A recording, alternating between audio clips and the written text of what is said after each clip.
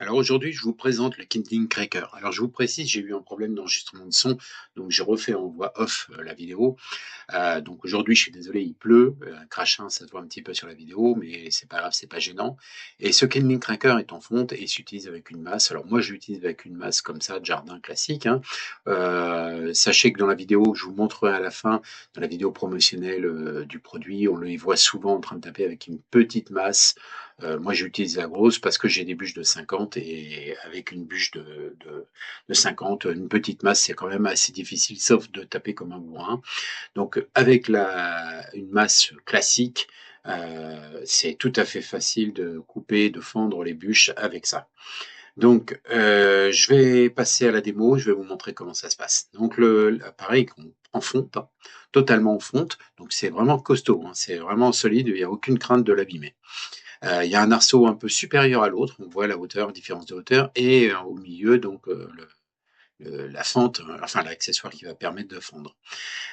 Donc je le pose moi sur une dalle béton.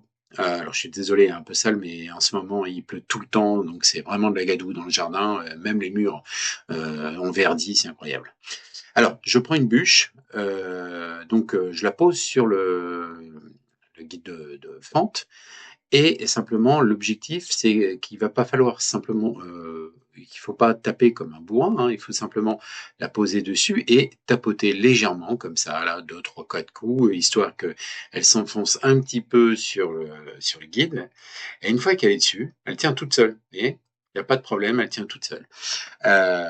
Donc, ça, la bûche va me permettre de pouvoir taper dessus sans galérer à la faire tenir debout.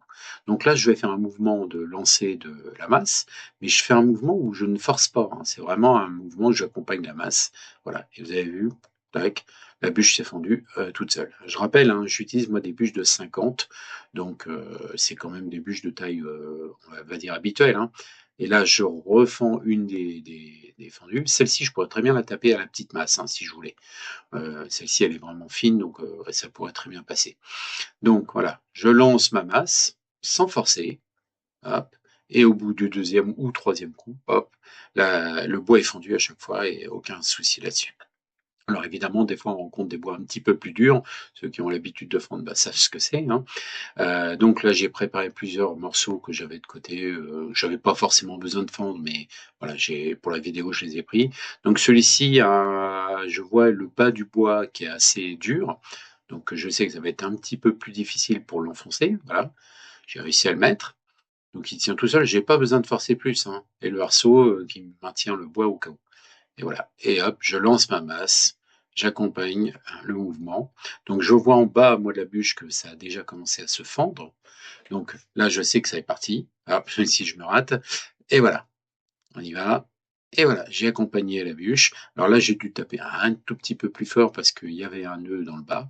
Là, je prends un rondin rond, exprès, pour montrer que ça marche aussi avec des bouts de bois qui sont ronds, hein. Hop, voilà, on tapote le petit coup d'habitude, on tapote, ça tient tout seul et on y va. Et voilà, ça s'est cassé rapidement. Bon alors sur cet exemple, hein, j'ai eu la chance d'avoir des bouts de bois assez faciles à traiter, hein. J'ai fait exprès de me prendre deux morceaux un petit peu différents. Celui-ci où il y a un nœud, on voit bien le nœud là. Donc c'est pas un nœud méchant, mais c'est un nœud quand même sur le bois et donc on sait déjà d'avance que ça va être un petit peu plus difficile. Donc je tapote sur le bois. Bon là pour la vidéo j'ai choisi de mettre le nœud en bas, j'aurais pu choisir la facilité de le mettre un peu vers le haut. Voilà. Et là je vais appuyer un petit peu plus, le nœud est passé, je sais que c'est cassé, c'est bon, c'est fini. Voilà. Donc ça c'est un outil qui est vraiment facile et extraordinaire pour fendre les bûches. Alors là j'ai fait exprès de prendre une bûche qui est un peu biscornue, vous voyez, on voit qu'elle est tordue. Donc, et puis en plus il y a un nœud au bout. On voit bien le nœud qui est au bout.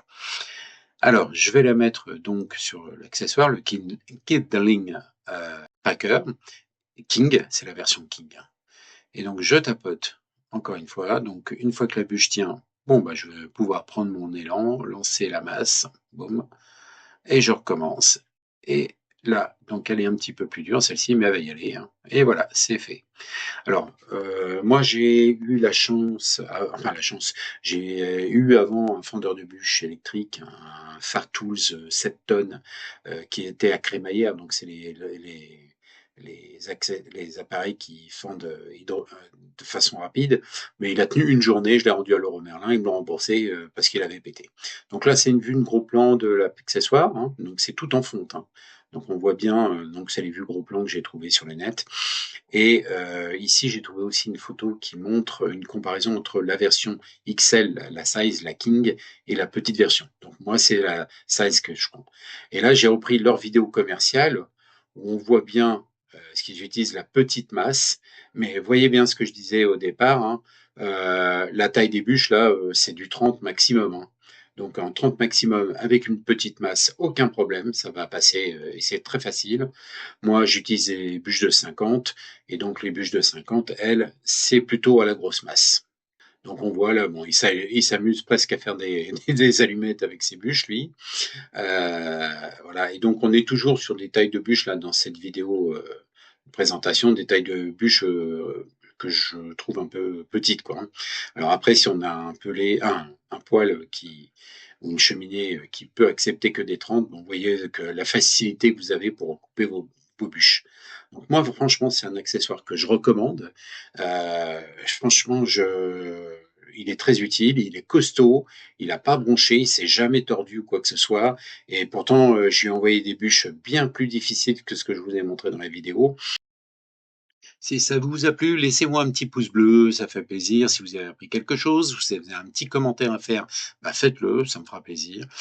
Si c'est pas encore fait, abonnez-vous en cliquant sur le bouton s'abonner ou sur la petite cloche juste en dessous de la vidéo.